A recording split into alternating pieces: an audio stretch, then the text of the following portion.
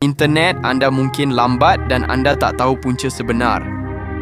Ada rahsia yang pembekal tak bagi tahu, sebabnya mudah.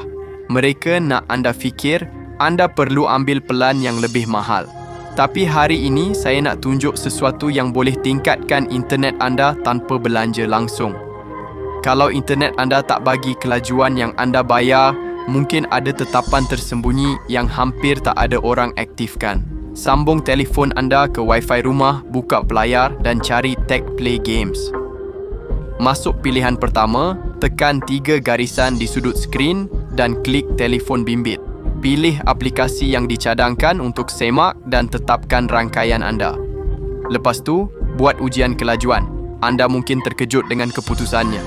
Kemudian, pergi ke pilihan pembetulan dan pilih jumlah mega pelan anda. Pilih juga masalah utama yang berlaku dengan internet anda. Tunggu sekejap sementara sistem cari dan betulkan ralat secara automatik. Cepat je. Bila dah siap, buat ujian kelajuan lagi dan tengok perbezaannya. Kalau berkesan untuk anda, kongsi pos ini dan simpan sekarang sebelum ia hilang.